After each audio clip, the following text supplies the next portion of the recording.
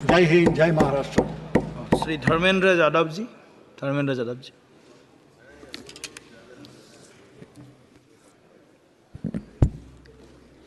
धन्यवाद सभापति महोदय। 18वीं लोकसभा के निर्वाचन के बाद और इस नए संसद भवन के बनने के बाद आज मैं पहली बार बोलने के लिए खड़ा हुआ हूं। आपने मुझे मौका दिया, उसके लिए बहुत बहुत धन्यवाद देता हूं। सभापति जी, सबसे पहले श्रद्धेय नेताजी को मैं नमन करना चाहता हूं, जिन्होंने अपने संघर्ष, अपनी हिम्मत, साहस और अपने पूरे जीवन की तपस्या समाज के उत्थान के लिए, देश और उत्तर प्रदेश की तरक्की के लिए और समाज के हर व्यक्ति की तरक्की और खुशहाली के लिए उन्होंने जो अपना पूरा जीवन समर्पित किया है, सबसे पहले मैं आपके माध्यम से उनको नमन करना चाहता हूँ। माननीय सभापति महोदय, श्रद्धेय नेताजी ने हम लोगों को अपने समाजवादी विरासत में इंसाफ और इंसानियत, न्याय और हक की लड़ाई करना सिखाया है। उस लड़ाई को हम लोग बखूबी अपने नेता आदरणीय अखिलेश यादव जी के नेतृत्व में शानदार तरीके से उस विरासत को न केवल लड़ रहे हैं, बल्कि नेताजी के हर सपने को पूरा करने तक हम लोग चुप बैठने वाले नहीं हैं। सभापति महोदय, बजट एक व्यापक विषय है और जब इस विषय के बारे में सोचते हैं तो समझ में नहीं आ रहा कि कहाँ से शुरू करें, क्योंकि देश में आज कोई वर्ग नहीं बचा है। कुछ चुनिंदा उद्योगपतियों के बारे में बात नहीं करूंगा, लेकिन देश के 140 करोड़ लोगों में से कम 95% लोग ऐसे हैं जो आज पूरी तरह से बर्बाद हैं। एनडीए की ये सरकार 11वां बजट पेश कर रही है, लेकिन इस 11वें बजट के बावजूद अगर मैं देखता हूं तो समाज की जो गरीबों के लिए सबसे ज़्यादा ज़रूरी चीज़ें हैं, स्वास्थ्य का है तो स्वास्थ्य 2023 और 24 में बजट घटा दिया है।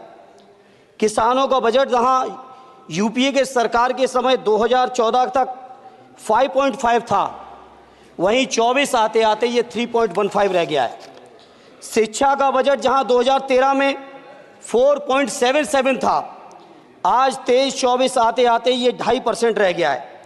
इसी तरह से जितनी भी ज़रूरी चीज़ें हैं, सभापति महोदय, मुझे कहने में कोई संकोच नहीं, ये जो बीजेपी की एनडीए की सरकार है, ये सरकार पूरी तरह से गरीब विरोधी, किसान विरोधी, नौजवान विरोधी, बुनकर विरोधी, छात्र विरोधी, दलित विरोधी, पिछड़ा विरोधी, मजदूर विरोधी, जितनी भी अगर उपाधियां दी जाएंगी सभापति महोदय वो कम हैं। और मैं कोई राजनीतिक भाषण नहीं दे रहा हूं, मैं उदाहरण सहित आपको जब नंबर आए तो बोल देना, और हमें पता है आपका नंबर भी नहीं आएगा आपकी पार्टी में, ये भी पता है हमें। सभापति महोदय, श्रद्धेय नेताजी ने हमेशा कहा है कि चुनाव में या जनता के बीच किया हुआ वादा अगर आप पूरा नहीं करते हैं तो वो भी एक सबसे बड़ा भ्रष्टाचार है, और उस भ्रष्टाचार में अगर किसी ने वर्ल्ड रिकॉर्ड बनाया है तो बीजेपी की और एनडीए की सरकार ने बनाया है। सभापति महोदय, 2014 के चुनाव के समय प्रधानमंत्री जी ने वादे किए कि 2 करोड़ रोजगार हर साल मिलेंगे। स्वामीनाथन जी, जिनको भारत रत्न दिया है, सरकार को मैं धन्यवाद देता हूं, लेकिन वो धन्यवाद अधूरा है जब तक उनकी सिफारिशों को नहीं मानते हो। 2007-8 से लगातार मांग चल रही है देश में कि स्वामीनाथन जी की जो सिफारिश है किसानों को 1.5 गुना समर्थन मूल्य देने का, एमएसपी की गारंटी देने का, कानूनी हक और अधिकार देने का, उस गारंटी को आज तक नहीं माना, आज तक नहीं माना, आज तक नहीं माना। स्वामीनाथन जी को आज तक नहीं माना। अध्यक्ष जी, डिस्टर्ब ना करिए। सभापति महोदय, मेरा टाइम इसमें काउंट नहीं होगा। आप इधर, अरे यार, बेईमानी से जीता है तो ज्यादा ना बोलो, मालूम है कितने बड़े तीरंदाज हो। इधर इधर बेईमान हो, बेईमान हो, बेईमान हो, बेईमान हो, बेईमान हो। चलो, स्वामीनाथन जी की आपने नहीं मानी, एमएसपी आपने लागू नहीं की। कितनी बढ़िया बातें कि खाद पे हम सब्सिडी बढ़ा रहे हैं, पहले 50 किलो को 45 किलो, फिर 45 किलो को 40 किलो, और मुझे लगता है कि एक तीसरा कार्यकाल पूरे होते होते केवल 10 ही किलो बचेगा खाद के कट्टे में, इससे ज्यादा नहीं बचेगा। मंडी एक नहीं बनाई, आत्महत्या इतनी कर रहे हैं किसान। और किसान अगर अपनी एमएसपी की मांग करते हैं, हजारों किसान यहीं दिल्ली की सीमा पर मारे जाते हैं, और आप सोचते हो कि आपकी बात को कोई समझेगा नहीं। सभापति महोदय, नौजवानों को कितना गुमराह किया गया। नौजवानों से कह दिया गया हर साल 2 करोड़ रोजगार। मैं आज सवाल पूछता हूं अपने नौजवानों की ओर से, बताएं भारतीय जनता पार्टी के लोग, सरकार में बैठे लोग, 10 साल आपने राज कर लिया है, आखिर 20 करोड़ नौजवानों को रोजगार कहां है? अरे छोड़िए यार, अबे कोई नोटिस नहीं लेता तुम्हें, छोड़ो कोई नोटिस नहीं लेगा तुम्हें। 20 करोड़ नौजवान के रोजगार का हिसाब कहां है? आज 11वें बजट में जब याद आई तो वो भी ट्रेनिंग की बात करते हो। मैं कहना चाहता हूं IIM, IIT के नौजवानों को रोजगार नहीं दे पा रहे हो। आप सोच रहे हो इंटर्नशिप के इस छोटे से सुगूफे से नौजवान खुश होंगे? देश के नौजवान खुश होने वाले नहीं है। सभापति महोदय, शिक्षा के मसले पर लगातार बजट घटाया जा रहा है, लगातार सरकारी शिक्षा कम की जा रही है, और ये बीजेपी की सरकार की लगातार प्रयास है कि नौजवान शिक्षित होंगे तो सवाल पूछेंगे। देश की JNU से लेके BHU से लेके MU से लेके जितने बड़े संस्थान हैं, सारे संस्थानों को बर्बाद कर दिया है। एक भी दलित, एक भी पिछड़े, कहीं आपका वाइस चांसलर नहीं है। लगातार जितने भी आपके professor, associate professor, assistant professor की नियुक्तियों में RSS का जब तक कोई फंडामेंटल कोर्स नहीं करेगा, बेसिक कोर्स, तब तक उसकी नियुक्ति नहीं होगी। आप क्या सोच रहे हो देश नहीं देख रहा है नौजवान? UGC का बजट लगातार कम किया जा रहा है। मेरा खुला आरोप है इस सरकार पर कि ये सरकार शिक्षा को प्राइवेट करके, शिक्षा को मुट्ठी भर उद्योगपतियों के हाथों में देके, शिक्षा को चुनिंदा लोगों के हाथ में देके, देश के 140 करोड़, जिसमें मैं समझता हूं 90% लोग गरीब हैं, उन गरीबों के हाथों से शिक्षा को छीनने का ये जो आपकी सरकार षड्यंत्र कर रही है, इसके लिए हम लोग इस मौके पे विरोध करते हैं। लगातार फीस बढ़ा रहे हैं, शिक्षकों की कमी है, रोजगार आप दे नहीं पा रहे हो, सामाजिक असमानता। सभापति महोदय, 2014 में जिस समय सरकार बनी थी NDA की, उस समय देश की जितने भी जो आर्थिक चीजें थी, जो वेल्थ थी, उसमें पिछड़ों की हैसियत 17% थी, 17%, और आज 10 साल की NDA की सरकार के बाद पिछड़ों की आर्थिक हैसियत हो गई है केवल 9%। मैं कहना चाहता हूं चुनौती के साथ, वित्त मंत्री अपने जवाब में बता दें, अनुसूचित जनजाति का एक भी व्यक्ति देश में अरबपति हो तो बता दो, एक भी अरबपति हो तो बता दो, एक भी दलित को अरबपति आपने बना दिया हो तो बता दो, एक भी पिछड़े को बना दिया हो तो बता दो। आप जवाब में दे देना, आप डेटा दे देना, आप डेटा दे देना, हमारी दबाव नहीं रुकेगी। सभापति महोदय, जब बीजेपी की सरकार, जब बीजेपी के लोग विपक्ष में रहे तो OPS की बातें किए। 10 साल से आप सत्ता चढ़ा रहे हो, 11वां बजट पेश कर रहे हो, पूरा देश आज OPS के लिए, सरकारी कर्मचारी परेशान है, कहीं OPS की चर्चा नहीं है, पुरानी पेंशन की कोई चर्चा नहीं है। सभापति महोदय, पुरानी पेंशन तो पुरानी पेंशन, हम मांग करते हैं, बहुत बड़े राष्ट्रभक्त आप बनते हो, मैं मांग करता हूं देश के पैरामिलिट्री फोर्सेस को आप पुरानी पेंशन दीजिए। मैं मांग करता हूं, आप राष्ट्रभक्त हैं ना, सीमा पे जो सुरक्षा कर रहे हैं, जो शहादत झेल रहे हैं, मेरी मांग है कि आप उनकी OPS दीजिए। वो आप OPS नहीं दे पाओगे। इसी तरह से सभापति महोदय, देश के अंदर बहुत से ऐसे संविदा कर्मचारी, एक से एक बढ़िया फार्मूला, अब कानूनन मंडल आयोग लागू हो गया तो कैसे पिछड़े दलितों को रोकें? तो संविदा कर्मी की प्राइवेट कंपनी, प्राइवेट आपने आउटसोर्सिंग कर दी। आउटसोर्सिंग के कारण से देश के सारे दलित, सारे पिछड़े, सारे आदिवासी आपकी सेवाओं से बाहर हो गए, उनके पास कोई कानूनी हक नहीं। तो ये जो आरक्षण को खत्म करने के तरह तरह के जो आप लोग षड्यंत्र अपना रहे हो, इस षड्यंत्रों को देश का जनमानस पूरी तरह से जान भी चुका है, पहचान भी चुका है, और इसीलिए उत्तर प्रदेश से तो आपको कर ही दिया है बाहर, देश से भी बाहर जल्दी करेंगे, और हमारे साथी मिलकर दूसरे प्रांतों से भी बाहर करेंगे।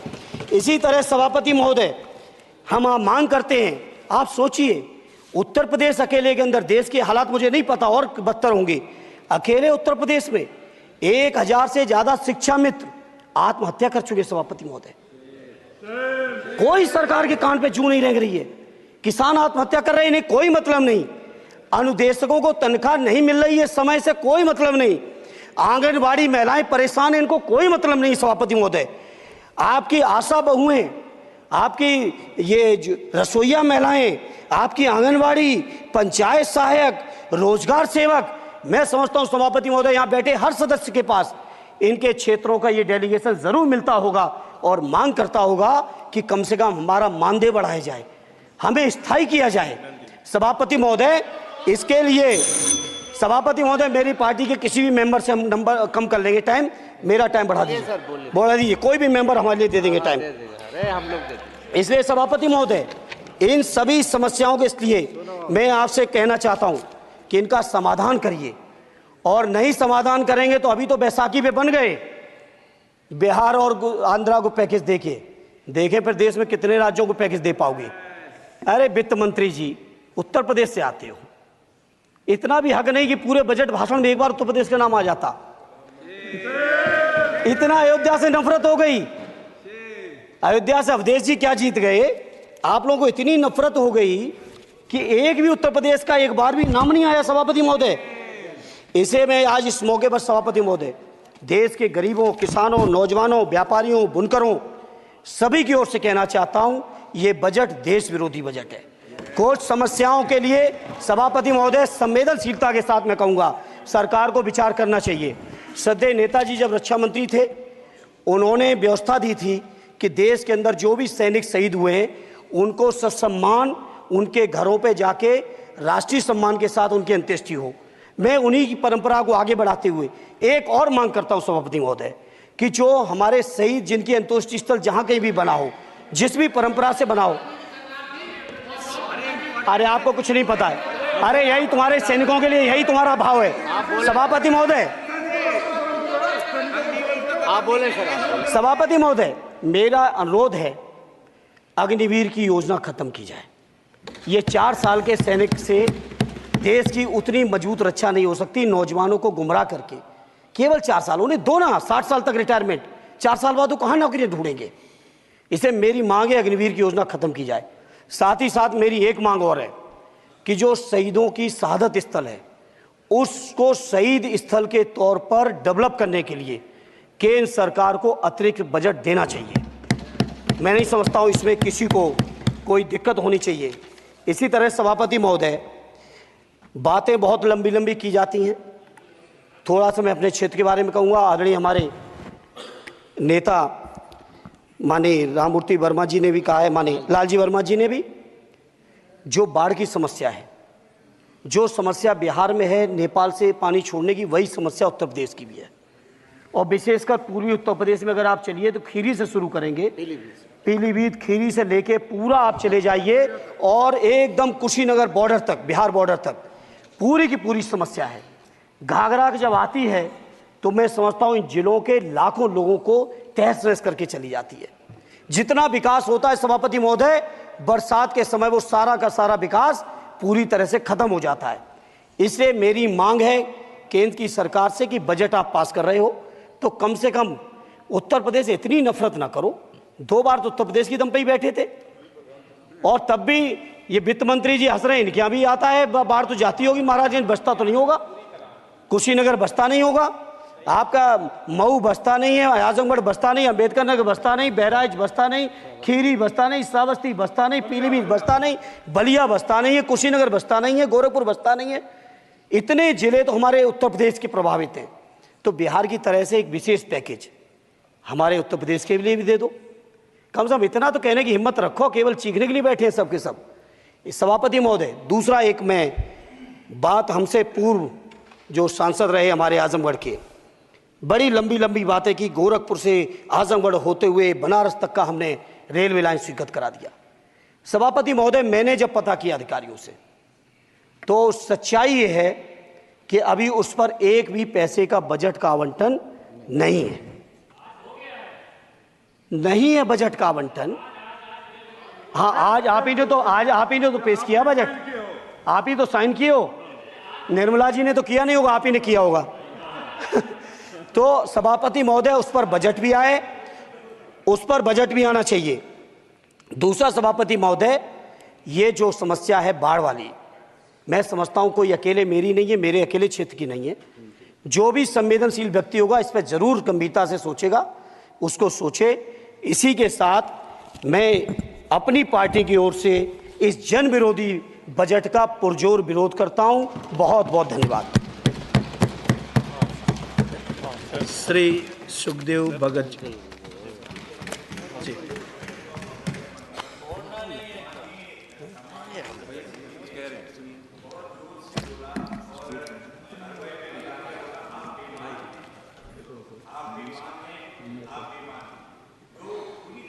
असंसदीय है मान्यवर, मेरा निवेदन रहेगा, वैसे तो भाषा शैली हमें सभी को ठीक करनी चाहिए, लेकिन ये अगर कहीं ये शब्द आ गया हो, अगर कहीं ये शब्द कार्रवाई में आ गया हो तो मान्यवर निवेदन है उसे हटा दिया जाना चाहिए। देख लेंगे।